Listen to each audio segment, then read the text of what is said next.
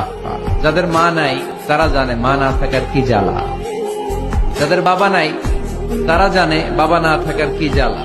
এখন ঘরে ঝগড়া করেন, এখন ভাল লাগে না আব্বা আম্মাকে, এখন আব্বা এই ভুল ধরে, আম্মা এইটা বলে, এখন অনেক অসহ্য লাগে। তো যেদিন চলে যাবে ওই দিন বুঝতে পারবেন মাথার উপর থেকে ছাতাটা নাই হয়ে গেছে, বটবৃক্ষটা চলে গিয়েছে, আর উপদেশ দেওয়ার মতো কেউ নাই, কাছে আগলে রাখার মতো কেউ নাই।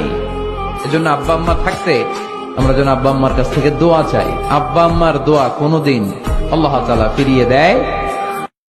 সেই লোকদের দেখো যাদের ভাগ্য তোমার চেয়ে খারাপ, সেই সব লোককে দেখো না যারা তোমার চেয়ে বেশি ভাগ্যবান। তারা হলে তোমরা আল্লাহ তাআলাকে স্মরণ করায় অবহেলা করতে পারো।